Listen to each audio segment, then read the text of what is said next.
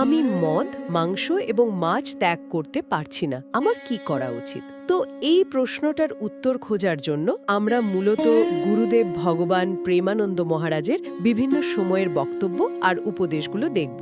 আমাদের আজকের উদ্দেশ্য হলো এই আধ্যাত্মিক দৃষ্টিভঙ্গিটাকে ভালোভাবে বোঝা। এখানে লক্ষ্যটা কিন্তু কাউকে সরাসরি উপদেশ দেওয়া নয়, বরং এই দর্শনটাকে ব্যবচ্ছেদ করা। প্রেমানন্দ মহারাজের শিক্ষাগুলো এই বিষয়টাকে শুধু একটা ব্যক্তিগত বদ্ধভ্যাস হিসেবে দেখে না, বরং এটাকে একটা গভীর আধ্যাত্মিক সংকট হিসেবে তুলে ধরে। তো আজ আমরা বোঝার চেষ্টা করব কেন এই দৃষ্টিভঙ্গি এতটা কঠোর, আর মুক্তির উপায় হিসেবে এটা কি ধরনের মানসিক পরিবর্তনের কথা বলে। তাহলে চলুন একেবারে শুরু থেকে শুরু করা যাক। এই যে মদ বা মাংস খাবার বিষয়টাকে এত গুরুত্বপূর্ণভাবে দেখার কারণটা কি? এটা কি শুধু একটা খাদ্যাভ্যাসের ব্যাপার? এটা একেবারেই শুধু খাদ্যাভ্যাসের বিষয় নয়। এই শিক্ষা অনুযায়ী এটা সরাসরি আমাদের চেতনার স্তরের সঙ্গে জড়িত। যেমন একটা খুব কঠোর কথা বলা হয়েছে, মাংসাহারী মানবা প্রত্যক্ষ রাক্ষস। এর মানে হলো যারা মাংস খায় তারা মানব রূপে আসলে রাক্ষস। এখন এই কথাটা শুনেই অনেকে হয়তো চমকে উঠবেন, কিন্তু এখানে ভাষাটার উদ্দেশ্য হলো এটা বোঝানোর জন্য যে আপনার খাবার আপনার চেতনাকে তৈরি করে। একদম। মাংসাহারকে এখানে একটা রাক্ষসিক প্রবৃত্তি হিসেবে দেখা হচ্ছে, কারণ এটা অন্যের প্রাণীর বিনিময়ে নিজের শরীরকে পুষ্ট করার ধারণা। তার মানে এই যে রাক্ষস শব্দটা ব্যবহার করা হচ্ছে, এটা আক্ষরিক অর্থে নয়, তাই তো? এটা প্রবৃত্তির দিকে ইঙ্গিত করছে। ঠিক ধরেছেন, এটা একটা রূপক, কিন্তু খুব শক্তিশালী রূপক। এই দর্শন অনুযায়ী আমাদের 3 ধরনের প্রবৃত্তি হতে পারে: সাত্ত্বিক, রাজসিক আর তামসিক। মাংসাহার বা মদ্যপানকে পুরোপুরি তামসিক প্রবৃত্তির উৎস হিসেবে দেখা হয়। আর এর ফলে আধ্যাত্মিক পথে এগোনো কঠিন হয়ে পড়ে, প্রায় অসম্ভব হয়ে পড়ে। বলা হয় এই ধরনের খাবার শুধু শরীরকেই নয়, মনকেও প্রভাবিত করে। এমনকি এদের সঙ্গ করলেও নাকি মনের শুদ্ধতা নষ্ট হয়। এই কারণেই বিষয়টাকে এত গুরুত্ব দেওয়া হয়। বেশ ইন্টারেস্টিং। এই সূত্র ধরে একটা প্রশ্ন মাথায় আসছে। আমাদের সংস্কৃতিতে তো অতিথি দেবো ভব, এই ধারণাটা খুব গভীর। এখন ধরুন বাড়িতে এমন কোনো অতিথি এলেন যিনি মাংস খেতে চান, তখন কি হবে? খুব ভালো প্রশ্ন। এই দ্বন্দ্বের বিষয়ে গুরুদেবের ব্যাখ্যাটা খুব পরিষ্কার। উনি বলেন, যে অতিথি মাংস বা মদের মতো জিনিসের আবদার করে সে দেবভব নয়, বরং অসুরভব। তার মধ্যে দেবী গুণ নেই, আছে আসুরিক প্রবৃত্তি। দেবতার আহার তো সাত্ত্বিক হয়, যেমন ধরুন ফল, মিষ্টি, পায়েস। তাই যে অতিথি এমন তামসিক জিনিসের আবদার করে, তার সেই আবদার মেটানোর কোনো আধ্যাত্মিক বাধ্যবাধকতা নেই। তার মানে এই শিক্ষাটা আধ্যাত্মিক নীতিকে সামাজিক প্রথার উপরে স্থান দিচ্ছে। এটা তো একটা খুব বড় স্ট্যান্ড। এই যে এত কঠোর অবস্থান, এর পেছনে নিশ্চয়ই পরিণামের ভয়ও একটা বড় কারণ। কর্মফল সম্পর্কে কি বলা হয়েছে? হ্যাঁ, কর্মফলের ধারণাটা এখানে একেবারে কেন্দ্রীয়। আর পরিণামের যে ছবিটা আঁকা হয়েছে তা সত্যি বলতে বেশ ভয়ঙ্কর। যেমন একটা উপমা দেওয়া হয়েছে যে যারা মাছ মাংস খায়, মৃত্যু বা কাল তাদের ঠিক সেইভাবেই পোড়াবে যেভাবে আগুনে ফুট্টা দানা পোড়ানো হয়। কর্মফলের প্রক্রিয়া কিভাবে কাজ করে এর কোনো নির্দিষ্ট উদাহরণ, যেমন কবির দাসের একটা দোহার কথা প্রায় শোনা যায় না? কবির দাসের সেই বিখ্যাত দোহাটি এখানে খুব প্রাসঙ্গিক। যা কা গর্দন তু কাঠো, সো ফের কাটি তুমহার। আজ তুমি যার গলা কাটছো, ভবিষ্যতে সে তোমার গলা কাটবে। ঠিক তাই। বলা হয় যে কসাই আজ একটা ছাগলকে কাটে, পরের জন্মে সেই ছাগল কসাই হয়ে জন্মাবে, আর সেই ছাগলটা কসাই হয়ে আসবে। এটা প্রকৃতির একটা স্বয়ংক্রিয় বিচার ব্যবস্থা, যেখানে প্রত্যেক ক্রিয়ার সমান এবং বিপরীত প্রতিক্রিয়া আছে। এক্স্যাক্টলি। কোনো কিছুই হারিয়ে যায় না। এই যে আপনি বললেন কোনো কিছুই হারিয়ে যায় না, এটা কি ছোটবেলায় বা না জানে করা ভুলের ক্ষেত্রেও সত্যি? ওই যে মান্ডব্য ঋষির একটা গল্প আছে না? অবশ্যই। এই কাহিনীটা কর্মফলের ধারণাকে আরও স্পষ্ট করে। মান্ডব্য ঋষি যখন 8 বছরের বালক ছিলেন, তখন খেলার ছলে একটা প্রজাপতির গায়ে কাঁটা ফুটিয়ে দিয়েছিলেন। এরপর বহু বছর কেটে গেছে, তিনি সাধনা করে বড় ঋষি হয়েছেন। একদিন কিছু চোর রাজবাড়িতে চুরি করে ঋষির আশ্রমে এসে লুকিয়ে পড়ল। রাজার সৈন্যরা এসে চোরদের সাথে ঋষিকেও ধরে নিয়ে গেল এবং রাজা সবাইকে শুলে চড়মার আদেশ দিলেন। বাকিরা মারা গেলেও ঋষি তার যোগ বলের জোরে বেঁচে রইলেন। পরে তিনি ধর্মরাজের কাছে গিয়ে জানতে চাইলেন, আমি তো কোনো পাপ করিনি, আমার এমন শাস্তি কেন হলো? আর ধর্মরাজ এর উত্তরে কি বললেন? ধর্মরাজ বললেন, 8 বছর বয়সে তিনি যে প্রজাপতিটিকে কষ্ট দিয়েছিলেন, এটা তারই ফল। সামান্য একটা ভুলের জন্য এত বড় শাস্তি? হ্যাঁ, আর মূল বিষয়টা হলো, তার মতো একজন মহান ঋষিকেও যদি শৈশবের একটা ছোট ভুলের জন্য এত বড় শাস্তি পেতে হয়, তাহলে যারা জেনে বুঝে প্রতিদিন জীবহত্যা বা নেশার মতো কাজ করছে তাদের পরিণাম কতটা গুরুতর হতে পারে এই গল্পটা একটা সতর্কবার্তা। তার মানে কর্মের হিসাবটা খুব খুব নিখুঁত। কিন্তু এই প্রসঙ্গে কিছু সাধারণ যুক্তি প্রায়ই শোনা যায়। যেমন অনেকেই বলে, আমরা যদি জীবজন্তু না খাই তাহলে পৃথিবীতে এদের সংখ্যা এত বেড়ে যাবে যে মানুষের থাকার জায়গা থাকবে না। এই যুক্তির ব্যাপারে কি বলা হয়েছে? এই যুক্তিটাকে এটাকে পুরোপুরি ভিত্তিহীন এবং মানুষের অজ্ঞতাপ্রসূত বলে উড়িয়ে দেওয়া হয়েছে। তাই? হ্যাঁ, এই দর্শন অনুযায়ী সৃষ্টি পালন বা ধ্বংস করার দায়িত্ব মানুষের নয়। তার জন্য ব্রহ্মা, বিষ্ণু, মহেশ্বর এই ত্রিদেব রয়েছেন। যখন পৃথিবীতে ভারসাম্য রক্ষার প্রয়োজন হয় তখন ঈশ্বর করোনা, ভূমিকম্প বা সুনামির মতো প্রাকৃতিক দুর্যোগের মাধ্যমে লক্ষ লক্ষ জীবকে এক মুহূর্তে তুলে নেন। আচ্ছা। মানুষের কাজ পৃথিবীর ভারসাম্য নিয়ে চিন্তা করা নয়, বরং নিজের ধর্ম পালন করা, নিজের কর্মকে শুদ্ধ রাখা। ওই ধরনের যুক্তি আসলে নিজের কাজের সপক্ষে একটা দুর্বল অজুহাত। ঠিক। আরেকটা খুব কমন প্রশ্ন আছে।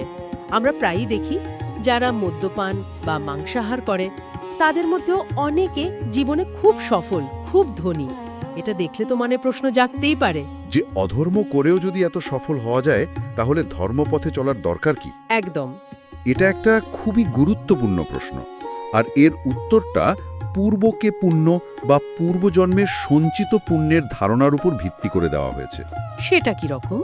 এই শিক্ষা অনুযায়ী সেই ব্যক্তিরা যে আজ সাফল্য বা ধনসম্পদ ভোগ করছেন সেটা তাদের বর্তমান কর্মের ফল নয়, ওটা হলো পূর্বজন্মের ভালো কাজের ফল, যা একটা ধরুন ব্যাংকে জমানো টাকার মতো তাদের অ্যাকাউন্টে ছিল। আর এখন তারা সেই জমানো টাকা খরচ করছেন। ঠিক, খরচ করছেন, আর বর্তমানের পাপ কর্মের মাধ্যমে নতুন করে কোনো পুণ্য জমা করছেন না, বরং ঋণ করছেন। তাহলে এর শেষটা কি? শেষটা হলো যখনই পূর্বজন্মের পুণ্যের ভাণ্ডার শেষ হয়ে যাবে তখন বর্তমানের পাপ কর্মের ফল সামনে আসবে এবং তাদের পতন শুরু হবে। এই জন্য বলা হয় বুদ্ধিমান মানুষ বর্তমানে চাকচিক্য দেখে না, সে পরিণামের কথা ভাবে। দুর্যোধনের উদাহরণটা কি এখানে আসে? একেবারে। তার কাছে কত বৈভব, কত ক্ষমতা ছিল, কিন্তু অধর্মের পথে চলার কারণে শেষে তার সবংশে বিনাশ হয়েছিল। আর অন্যদিকে পাণ্ডবরা বনে জঙ্গলে এত কষ্ট পেয়েও ধর্ম ছাড়েননি, তাই শেষ পর্যন্ত তাদেরই জয় হয়েছিল। তার মানে বার্তাটা খুব পরিষ্কার। সম্পদ বা সাফল্য আসল মাপকাঠি নয়, ধর্মই আসল। ধর্মই আসল। বেশ, আমরা এতক্ষণ আলোচনা করলাম যে কেন এই অভ্যাসগুলো খারাপ এবং এর পরিণাম কি। এবার তাহলে মূল প্রশ্নে ফিরে আসা যাক। যে ব্যক্তি এই সবকিছু জেনেও ছাড়তে পারছেন না, তার জন্য পথটা কি? এ যে একটা কথা প্রায় শোনা যায়, আমি ছাড়তে তো চাই কিন্তু পারছি না। এই পারছি নার কারণটা কি? এই পারছি না অনুভূতিটার মনস্তাত্ত্বিক দিকটা খুব সুন্দরভাবে ব্যাখ্যা করা হয়েছে। প্রথমত বলা হচ্ছে যে মদ বা অন্য কোনো নেশার মধ্যে যে আনন্দ আছে বলে আমাদের মনে হয় সেটা আসলে একটা ভ্রম, একটা মতিভ্রম। মতিভ্রম কিভাবে? নেশা করলে আমাদের চেতনা শক্তি বাড়ে না, বরং সেটাকে অবশ বা শিথিল করে দেয়। আমাদের বুদ্ধি যা সারাক্ষণ চিন্তা করে, দুশ্চিন্তা করে, সেটা কিছুক্ষণের জন্য স্থবির হয়ে যায়। এই যে সাময়িকভাবে সব চিন্তা থেকে মুক্তি, এই অবস্থাকেই মানুষ ভুল করে আনন্দ ভেবে বসে।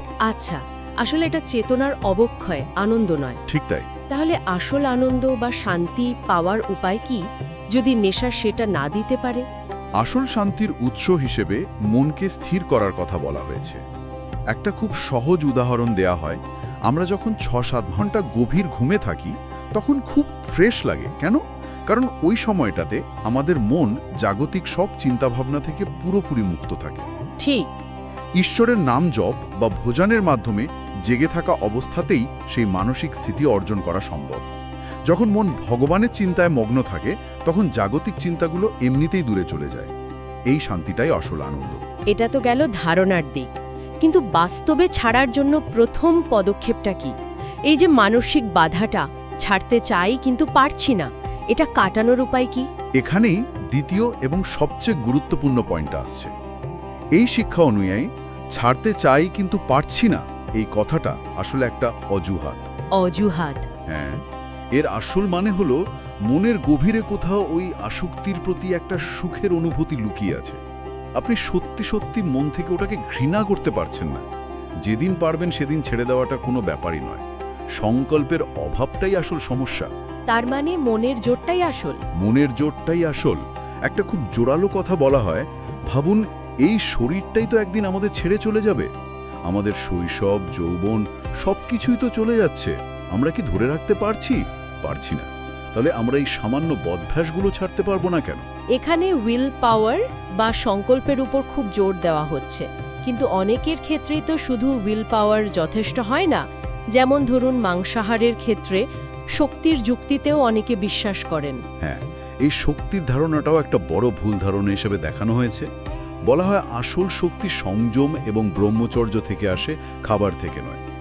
নুন রুটি খেয়েও একজন সংযমী ব্যক্তি পর্বতের মতো অটল এবং শক্তিশালী হতে পারে। তাহলে আজকের পুরো আলোচনাটা যদি আমরা গুছিয়ে আনি, মূল বার্তাটা কি দাঁড়াচ্ছে? সারমর্ম করলে কয়েকটা ধাপ পরিষ্কার হয়ে ওঠে। প্রথম ধাপ হলো জ্ঞান, অর্থাৎ এই অভ্যাসগুলোর ভয়াবহ পরিণাম সম্পর্কে সচেতন হওয়া। ঠিক। দ্বিতীয় ধাপ হলো ভ্রম দূর করা, এটা বোঝা যে এর মধ্যে কোনো আসল সুখ বা শক্তি নেই। আর তৃতীয় এবং সবচেয়ে জরুরি ধাপ হলো দৃঢ় সংকল্প, মন থেকে ওই জিনিসগুলোর প্রতি ঘৃণা তৈরি করা এবং ঈশ্বরের নাম বা সৎ কাজে মনকে যুক্ত করা। পথটা কঠিন, কিন্তু অসম্ভব নয়। অসম্ভব নয়। আত্মনিয়ন্ত্রণ এবং ঈশ্বরের প্রতি বিশ্বাসকেই মূল চালিকা শক্তি হিসেবে দেখানো হয়েছে। একদম। আর এই দর্শন অনুযায়ী নিজের শক্তিতে এই লড়াইটা জেতা খুব কঠিন। তাহলে উপায়? তাই তারা ঈশ্বরের কাছে আত্মসমর্পণের কথা বলে, নিজের দুর্বলতাকে স্বীকার করে তার সাহায্য চাওয়া। এই সময় মনকে শুদ্ধ করতে আর সংকল্পকে দৃঢ় করতে ঈশ্বরের নাম স্মরণ করাটা খুব জরুরি। এটা কোনো লোক দেখানো ব্যাপার নয়, এটা হলো নিজের ভেতরের শক্তির সাথে সংযোগ স্থাপন করার একটা উপায়। ঠিক। যারা এই মুহূর্তে আমাদের সাথে একাত্ম বোধ করছেন, তারা চাইলে মনে মনে বা কমেন্টে নিজেদের ইষ্টের নাম, রাধে রাজে বা শ্রী হরিবংশ লিখে এই সমবেত প্রার্থনায় অংশ নিতে পারেন। এটা একটা সুন্দর ভাবনা। উদ্দেশ্যটা হলো এই কঠিন মুহূর্তে নিজেকে একা না ভাবা, একটা বৃহত্তর চেতনার সাথে নিজেকে যুক্ত করা। তাহলে আমাদের আজকের এই দীর্ঘ আলোচনার সারমর্ম যদি করি, বিষয়টা দাঁড়াচ্ছে এই রকম। মদ মাংসের মতো অভ্যাস ছাড়তে না পারাটা এই বিশেষ আধ্যাত্মিক দর্শনের চোখে কোনো শারীরিক অক্ষমতা নয়, বরং এটা একটা মানসিক ও আধ্যাত্মিক সংকট। একদম ঠিক। এর মূলে আছে সুখ এবং শক্তি সম্পর্কে আমাদের ভুল ধারণা। ঠিক তাই। আর এর থেকে মুক্তির পথটা জোর করে অভ্যাস বদলানো নয়। তাহলে পথটা কি? পথটা হলো প্রথমত সঠিক জ্ঞানের মাধ্যমে এটা বোঝা যে এই অভ্যাসগুলোতে আদতে কোনো সুখ বা শক্তি নেই, বরং পতন আছে। আর দ্বিতীয়ত ভক্তির মাধ্যমে এমন এক উচ্চতর আনন্দের সন্ধান করা যার কাছে এই জাগতিক ভোগগুলো তুচ্ছ মনে হবে। বাহ, খুব সুন্দর করে বললেন। এটা অনেকটা অন্ধকার ঘর থেকে জোর করে অন্ধকারকে বের করার চেষ্টার মতো। সেটা সম্ভব নয়, কিন্তু একটা মোমবাতি জ্বালালে অন্ধকার নিজে থেকেই চলে যায়। ভক্তি হলো সেই মোমবাতি। এটা ভ্রম থেকে সত্যের দিকে এক যাত্রা। একদম। আশা করি এই আলোচনাটা আমাদের শ্রোতাদের মনে যে দ্বন্দ্ব চলছিল তা নিয়ে নতুন করে ভাবতে সাহায্য করবে। আমরা কোনো সমাধান দিচ্ছি না, শুধু একটা বিশেষ দর্শনের দৃষ্টিভঙ্গি তুলে ধরলাম। ঠিক। যদি এই ভাবনাগুলো কারো মনে ইতিবাচক প্রভাব ফেলে এবং মনে হয় যে এই দৃষ্টিকোণটা অন্যরাও জানতে পারলে উপকৃত হবেন, তাহলে এই আলোচনাটি তাদের সাথে শেয়ার করতে পারেন। আলোচনা শেষ করার আগে একটা প্রশ্ন আমি সবার জন্য রেখে যেতে চাই। অবশ্যই। আমরা সারাক্ষণ ভাবি এই অভ্যাসগুলো থেকে আমরা কি পাই, সাময়িক আরাম, জিহ্বার স্বাদ বা বন্ধুদের সঙ্গ। কিন্তু আমরা কি কখনো উল্টো প্রশ্নটা নিজেকে করেছি? এই ক্ষণিকের আনন্দ পাওয়ার জন্য আমরা আসলে কি হারিয়ে ফেলছি? ঈশ্বরের সাথে যুক্ত হওয়ার সেই সম্ভাবনা, যা এই মানব জীবনের আসল উদ্দেশ্য হতে পারত? ভেবে দেখবেন।